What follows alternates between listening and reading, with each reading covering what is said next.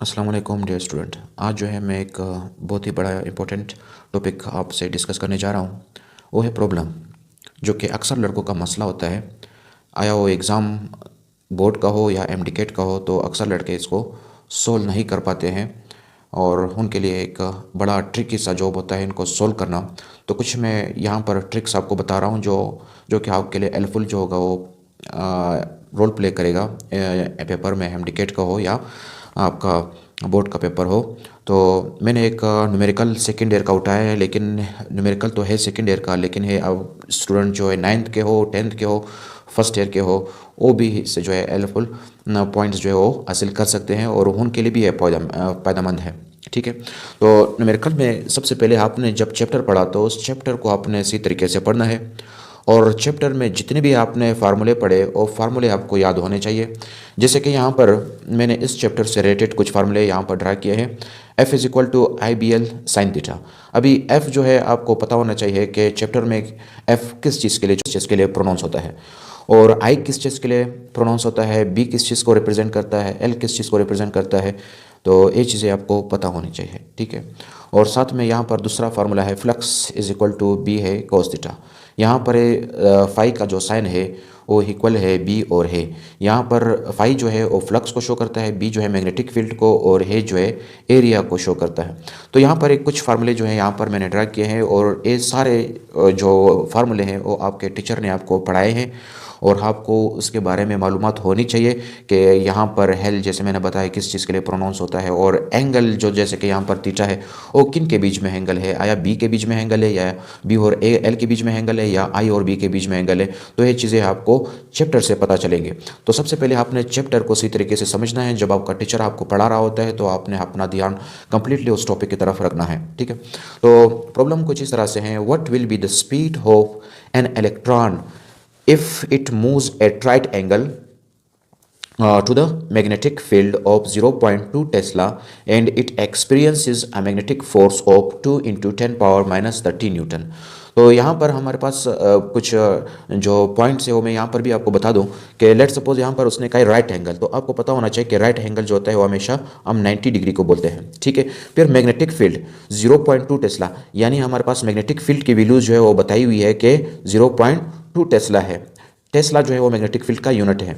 And it experiences a magnetic force of 2 into 10 raise power 13 minus 30 newton. तो magnetic force जो है charge particle पर लग रहा है, कितना है वो force, 2 into 10 raise power minus 30 newton. यानी इस चैप्टर में हमने पढ़ा था कि जब भी हमारे पास एक मैग्नेटिक फील्ड हो, जैसे यहाँ पर मैं उसको शो कर रहा हूँ। ठीक है। इन टू द पेज है आपके पास, या आउट ऑफ द पेज है, वो आपको पता कैसे चलता है, क्रॉस और डार्ट के साइन से। अगर आपके पास डार्ट है जैसे कि यहाँ पर मैंने शो किया है, तो डार्ट जो होता है वो आउट ऑफ द पेज को शो करता है और क्रॉस का साइन है जो इन टू द पेज को शो करता है। यानी मैग्नेटिक फील्ड इस सेट पर जो है मैंने जैसे कि पेन शो किया हुआ है, पेन का जो निडल है वो इन टू द पेज है। तो ये आप समझ ले कि मैग्नेटिक फील्ड को शो कर रहे हैं और मैग्नेटिक फील्ड क्या है, इन टू द पेज, यानी अंदर की तरफ, पेज के अंदर की तरफ। ठीक है। और हमने पढ़ा था कि जब भी कोई चार्ज पार्टिकल, वो पॉजिटिव चार्ज पार्टिकल हो या नेगेटिव चार्ज पार्टिकल, यहाँ पर हमने नेगेटिव चार्ज यानी इलेक्ट्रॉन लिया और हम जानते हैं कि इलेक्ट्रॉन पर कौन सा चार्ज है, नेगेटिव। तो ये नेगेटिव चार्ज पार्टिकल जब मैग्नेटिक फील्ड में राइट एंगल से एंटर होगा, अभी मैग्नेटिक फील्ड क्या था, इस तरह से था। ठीक है। यहाँ पर आपको नजर आ रहा होगा, आपको 3D जो है इसको जरा विजुलाइज करें और इसको कंसिडर करें। तो यहाँ पर आप अगर देखें तो ये 90 का एंगल जो होता है मैग्नेटिक फील्ड से बना रहा है। और हमने पढ़ा था कि जब भी कोई चार्ज पार्टिकल मैग्नेटिक फील्ड में इंटर हो एट राइट एंगल, तो वो यहाँ पर सर्कुलर पाथ में मूव करता है। इसको सर्कुलर पाथ में मूव करवाने के लिए जो होता है फोर्स चाहिए, और वो फोर्स जो है हमारे पास मैग्नेटिक फील्ड जो है वो प्रोवाइड कर रहा है। और ये फोर्स जो इस बॉडी को सर्कल में, चार्ज पार्टिकल को सर्कल में घुमा रहा है, इसे सेंट्रीपिटल फोर्स कहते हैं और ये सेंट्रीपिटल फोर्स यहाँ पर मैग्नेटिक फील्ड ने प्रोवाइड किया है। ठीक है। तो एक कुछ न्यूमेरिकल से रिलेटेड जो था वो कुछ पॉइंट है, ये तो आपने चैप्टर में पढ़े, लेकिन फिर भी मैंने यहाँ पर आपसे डिस्कस किया। तो हमारे पास जो गिवन डेटा है, गिवन डेटा में हमें क्या चीज़ दिया हुआ है, एक तो हमें बताया हुआ है कि थीटा की वैल्यूज जो है वो कितनी है, 90 डिग्री। ठीक। और दूसरा मैग्नेटिक फील्ड जो है उसकी वैल्यूज बताई हुई है और मैग्नेटिक फील्ड को हम जो है बी से डिनोट करते हैं, magnetic field is equal to B and B is equal to 0.2 tesla. ठीक। और मैग्नेटिक फोर्स जो होता है चार्ज पार्टिकल पर लगता है जब वो मैग्नेटिक फील्ड में एंटर होता है, तो फोर्स को हम एफ से डिनोट करते हैं, force is equal to F and F equal to 2 into 10 raise power minus 13 newton. ठीक। तो ये हमारे पास गिवन डेटा है। हमने फाइंड आउट क्या करना है, टू फाइंड टू फाइंड हमने करना है what will be the speed of an electron if it moves eight right angle. यहाँ पर जब वो इंटर हो रहा हो तो वो कितने स्पीड से इंटर होगा जब उस पर इतना फोर्स लगेगा। तो हमने स्पीड को कैलकुलेट करना है। So speed is equal to v and v is equal to question mark. ये हमारे पास जो है वो डेटा आ गया। अभी जो फार्मूले मैंने आपको बताए थे कि चैप्टर का हर फार्मूला आपको याद होना चाहिए, तो यहाँ पर मैंने उसको मेंशन किए हुए हैं। यहाँ पर हमारे पास ये वाला फार्मूला जो है वो सुटेबल है, क्योंकि हमारे पास जो है चार्ज जो है वो इलेक्ट्रॉन है और इलेक्ट्रॉन पर चार्ज कितना है वो हमें मालूम है। v जो है हमें कैलकुलेट करना है, b जो है हमें गिवन है, f भी हमें गिवन है, साइन थीटा की वैल्यूज जो है वो थीटा की वैल्यूज भी हमें गिवन है। तो ये फार्मूला जो है वो सुटेबल है, क्योंकि ये दो फार्मूले जो होते हैं फोर्स के लिए इस चैप्टर में यूज होते हैं। तो यहाँ पर जो F है और क्यू वी बी, ए फार्मूले में अगर आप देखें इस फार्मूले में तो बी भी मौजूद है, वी भी मौजूद है, क्यू भी मौजूद है, तो ये मोर सुटेबल है। तो फार्मूले की पहचान आपको होनी चाहिए। जब आप डेटा निकाले थे तब आप जाके फार्मूले को सही तरीके से डिसाइड कर सकते हो कि कौन सा फार्मूला जो है आपके चैप्टर में गिवन है और वो उस न्यूमेरिकल में अप्लाई होता है। तो ये वाला फार्मूला जो है वो मोर सुटेबल है। तो कैलकुलेशन पर आ जाते हैं। कैलकुलेशन, ठीक। सो कैलकुलेशन में हम फार्मूला यूज करेंगे यूजिंग फार्मूला। आपने एग्जाम में भी बिल्कुल इसी तरह से लिखना है कि सबसे पहले आपने गिवन डेटा, फिर जो आपने फाइंड आउट करना है उसको आपने हेडिंग देना है, फिर जो है अपने कैलकुलेशन को हेडिंग देनी है। उसके बाद फार्मूला आपके पास जो है F is equal to Q V B sine theta, ये फार्मूला हमने यूज़ करना है, ठीक है। सो क्यू जो है वो चार्ज पार्टिकल को शो करता है, और चार्ज पार्टिकल हमारे पास जो डेटा है उसमें अगर आप देखो तो इलेक्ट्रॉन है, तो इलेक्ट्रॉन पर चार्ज जो है वो हम जानते हैं कि इलेक्ट्रॉन पर चार्ज की वैल्यूज कितनी है। सो एंगल की वैल्यूज जो है वो 90 डिग्री है, और साइन 90 की वैल्यूज जो है आप जानते हैं कि साइन 90 जो है वो 1 के इक्वल है। तो 1 जब इन वैल्यू से मल्टीप्लाई होगा तो एज इट इज़ ये रिजल्ट आएगा। तो यहाँ पर हम लिख सकते हैं कि F is equal to Q V B, क्योंकि 1 इनसे मल्टीप्लाई होकर यही आंसर आपके पास आएगा। सो हमें फाइंड आउट करना है वेलोसिटी को या स्पीड को, तो v को आपने इसी जगह पर रख देना है, बाकी जो चीज़ें इसके साथ मल्टीप्लाई हो रही है उसको आपने इक्वेशन के दूसरे साइड पर शिफ्ट कर देनी है।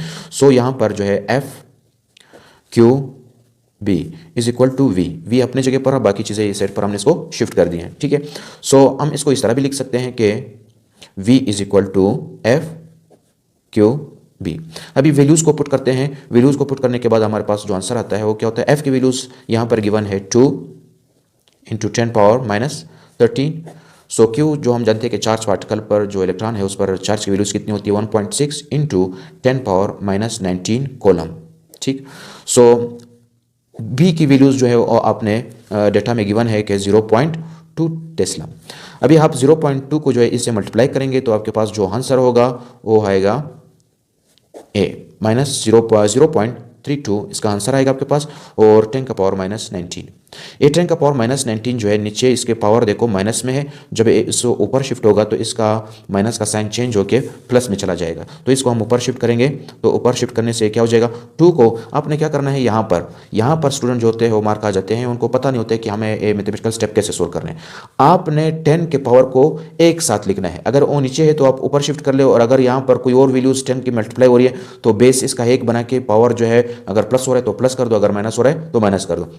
बाकी जो वैल्यूज हैं जैसे कि यहाँ पर 2 और 0.62 है, इसको आपने क्या कर देना है डिवाइड कर देना है। तो इसको डिवाइड करने के पास आपके पास जो भी आंसर आता है वो आप यहाँ पर लिखेंगे, और 10 का पावर जो है हम उसको ऊपर क्या कर देंगे शिफ्ट कर देंगे। तो यहाँ पर मैं इनको इस पर डिवाइड करता हूँ और आंसर देखता हूँ कि आंसर मेरे पास क्या आता है।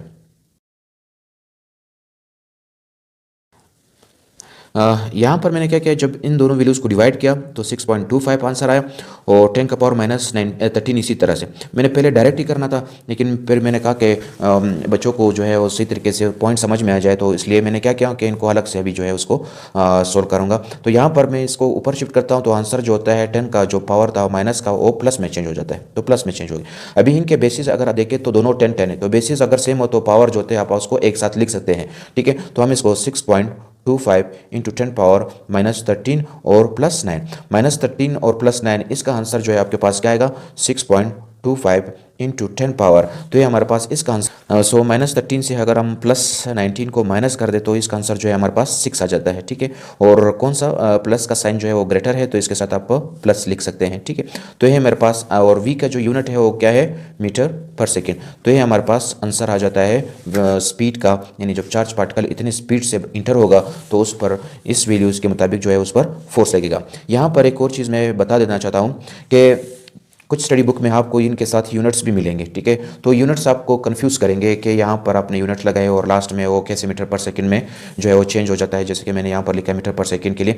तो यहाँ पर एक बात आपने ज़हनशीन करनी है कि जो भी हो आपके पास न्यूमेरिकल में आपके पास सारे के सारा जो डेटा यूज़ हुआ हो वो एसआई यूनिट में होना चाहिए। जैसे कि टेस्ला जो है मैग्नेटिक फील्ड का एसआई यूनिट है, फोर्स का या एसआई यूनिट क्या है, न्यूटन है।